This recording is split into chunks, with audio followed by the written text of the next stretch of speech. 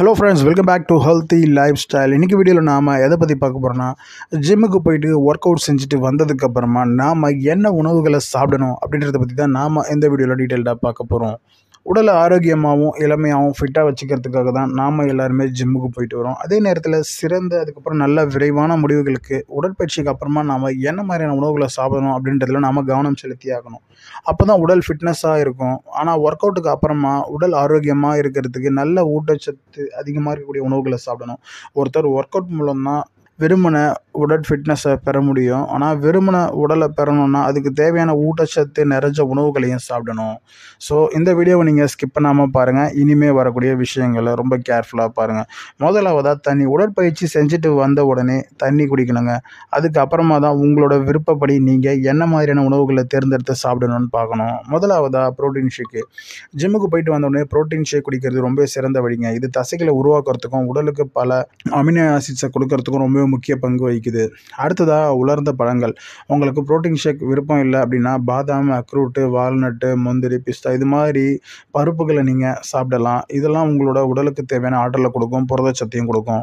அடுத்ததாக பழங்கள் எடுத்துக்கலாம். ஜிம்முக்கு போயிட்டு வந்ததுக்கப்புறமா உங்களோட உடலுக்கு கட்டாயமாக ஆற்றல் தேவைப்படும். அந்த ஆற்றல் பழங்கள்லேருந்து கிடைக்கும். பழங்களில் விட்டமின்கள், தாதுக்கள், நார்ச்சத்துக்கள் அதிக அளவில் இருக்குது. இது உங்களோட உடலுக்கும் நன்மை பயக்கும்.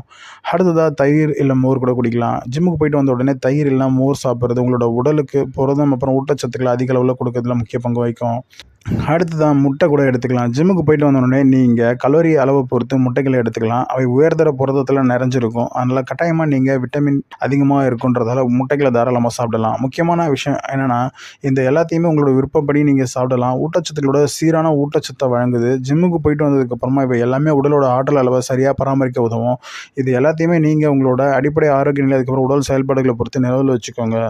ஸோ இது எல்லாத்தையும் தாண்டி நீங்கள் ஒரு டயட்டிஷியனோ இல்லை ஒரு நல்ல ஒரு ஜிம் ட்ரைனர்கிட்ட என்னெல்லாம் சாப்பிடணுன்றதை கேட்டு அதுபடி சாப்பிட்டுட்டு வந்தீங்கன்னா நீங்கள் நினச்ச உடல் கட்டாயமாக உங்களுக்கு கிடைக்கும். நீங்கள் எதிர்பார்த்த மாதிரியான உடம்பை ஃபிட்டாக மாற்றவும் முடியும். ஸோ ஜிம்முக்கு போய்ட்டு ரெகுலராக ப்ராப்பராக ஒர்க் அவுட் பண்ணால் மட்டும் போதாதுங்க. சரியான ஊட்டச்சத்து நிறைஞ்ச உணவுகளை சாப்பிட்றது மூலிமா மட்டும்தான் நாம் எதிர்பார்த்த அந்த ஒரு ஃபிட்னஸான பாடியை நாம் பெற முடியும். ஸோ இந்த வீடியோவில் நாம் பார்த்த இந்த விஷயங்கள் உங்கள் எல்லாருக்குமே யூஸ்ஃபுல்லாக இருந்திருக்குன்னு தான் நான் நம்புகிறேன். இதே மாதிரி ஜிம் சார்ந்த, உடற்பயிற்சி சார்ந்த, அதுக்கப்புறம் உடல் நலம் சார்ந்த, அழகு சார்ந்த நிறைய விஷயங்கள் நீங்கள் தெரிஞ்சுக்கணும்னு நினச்சிங்கன்னா நம்மளோட சேனலை சப்ஸ்கிரைப் பண்ணிக்கோங்க. அதே நேரத்தில் நம்மளோட சேனலில் நாம் நிறைய பிளேலிஸ்ட் போட்டிருக்கோம். ஸோ அதெல்லாம் கிளிக் பண்ணி பார்த்தீங்கன்னா உங்களுக்கு தேவையான நிறைய இன்ஃபர்மேஷன்ஸ் கிடைக்கலாம். கிட்டத்தட்ட 1200க்கும் மேற்பட்ட வீடியோக்களை நாம் போஸ்ட் பண்ணியிருக்கோம். நிறைய வீடியோஸ் உங்களுக்கு யூஸ்ஃபுல்லாக இருக்கிறதுல எந்த ஒரு மாற்று கருத்துமே கிடையாது. இந்த வீடியோ உங்களுக்கு பிடிச்சிருந்தா சப்ஸ்கிரைப் பட்டனை ப்ரெஸ் பண்ணி சப்ஸ்கிரைப் பண்ணிக்கோங்க. கூடவே பக்கத்தில் இருக்கக்கூடிய பெல் பட்டனை கிளிக் பண்ணிக்கோங்க. இதன் மூலமாக நான் போடக்கூடிய வீடியோஸ் உங்களுக்கு ரெகுலராக நோட்டிஃபிகேஷனாக வந்துக்கிட்டே இருக்கும். நன்றி, வணக்கம்.